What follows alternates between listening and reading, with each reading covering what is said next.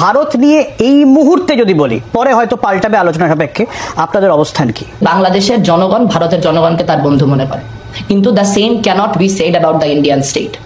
এখানে আমি অবাক হয়ে গেলাম যে এখানে কংগ্রেসের যিনি প্রতিনিধি বসে আছেন, মানে আপনাদের কনটেক্সটে তো কংগ্রেস লিবারাল তরদল, তা শুনছি ভারত বাংলাদেশ প্রশ্নে নাকি সকল দলের এক ধরনের ঐক্যমত্য আছে। এই ঐক্যমত্যটাই আসলে বাংলাদেশের জনগণের শিরোপীড়ার কারণ। কারণ আপনারা কেউ এই রোলটা একনলেজ করতে পারছেন না যে আজকের যে বাংলাদেশের অবস্থা তা তৈরি হয়েছে 16 বছরের স্বৈরতন্ত্রে, এবং এই 16 বছরের স্বৈরতন্ত্রের যে দুইটা ভুয়া নির্বাচন, সেই ভুয়া দুইটা নির্বাচনকে জাস্টিফাই করার ক্ষেত্রে ইন্ডিয়ান স্টেট হিউজ ভূমিকা রেখেছে। তো সেই কেন্দ্র করে মানুষের তো এক ধরনের রাগ থাকবেই। মানুষ যখন ভারত রাষ্ট্রের বিরুদ্ধে তার সেই রাগের কথা বলে, তখন সেটাকে সাম্প্রদায়িকতা হিসেবে আখ্যা দেওয়া হয়। আমার নামের আপনার সারনেম দেখে বুঝতে পারার কথা, আমি তো মুসলিম না, তাহলে আমিও তো ওই একই রাগ ক্রোধ আমিও বোধ করি, কারণ আমি স্বাধীন সার্বভৌম বাংলাদেশের একজন নাগরিক।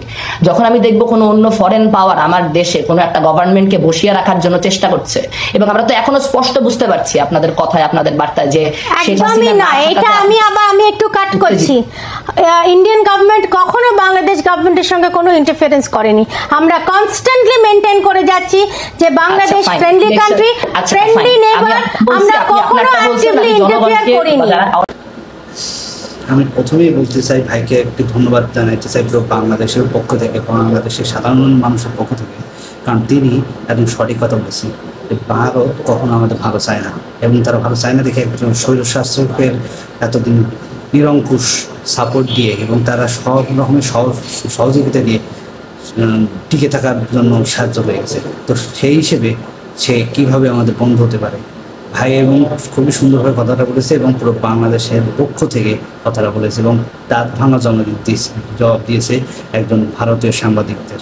ভারতীয় পুরো ভারতের উপরে ভারত যে কত হিংস্র সেটা কিছুদিন আগে আমরা দেখতে পেয়েছি, যে যখন ক্রিকেট নিয়ে যখন বাংলাদেশ বিজয় বিলাস করবে না কেন, বাংলাদেশের সরকারের উপর তার প্রভাব ফেলতেছে, বাংলাদেশের রাজনীতির উপর তাদের প্রভাব কেন থাকবে? ভাই, আমরা একদম স্বাধীন দেশ, সেখানে তোমাদের কাছে শেখ হাসিনা তোমাদের কাছে অনুমতি নিয়ে আর দেশে যাবে কেন? আপনি বলেন, একজন স্বাধীন দেশের রাষ্ট্রপ্রধান কেন তোমাদের কাছে অনুমতি নিয়ে যাবে? সে নেয় কেন, এবং তোমরাও কেন এটা সহ্য করো? এবং তোমরা এটা কি বলবো, এখন যত অস্বীকার করো সত্য কখনো ঠিক লুকায় রাখা যায় না। তো এখন সত্য লুকায় রেখে কোনো লাভ নেই, এবং ভাইয়াকে আমি সাধুবাদ জানাই যে উনি সবার সামনে সত্য কথা বলে, এবং সত্য কথা আজ বলতে সাহস পাচ্ছি কি জন্য? কারণ ঈশ্বরের শাসক আজ নাই, এই জন্য আজ আমরা সত্য বলার সাহস করতে পারতেছি। সেই এতদিন গলাটা চেপে ধরেছিল শেখ হাসিনা, এবং মত দিয়েছিল ইন্ডিয়া, এবং এটা সারা বাংলাদেশের মানুষ জানে। এবং এই জন্য তারা যখন ভারতের কোনো হার হয় তখন বাংলাদেশ বিজয় উদযাপন করে, কারণ কিছু করার থাকে না। তো সরকারের বিরুদ্ধে কিছু বলতে গেলেই আমাদের হামলা মামলা সব দিক থেকে, কিন্তু যখন ভারতের বিরুদ্ধে করে সেক্ষেত্রেও আপনারা জানেন যে বুয়েটের যে একজন স্টুডেন্ট আবরার ফাহাদ, উনি মারা গেছে ভারতের বিপক্ষে কথা বলে। বাক স্বাধীনতা বলে তো কিছুই ছিল না, যার কারণে আবরার ফাহাদকে এভাবে ছাত্রলীগের হাতে মৃত্যুবরণ করতে হয়েছে। এবং স্বৈরশাসক এত দীর্ঘ সময় ধরে তারা ক্ষমতায় টিকেছিল, এবং যার জন্য তারা একটা আধিপত্য বিস্তার করেছিল। ঠিক আছে, তো আমিও ভাইয়ের সাথে একমত।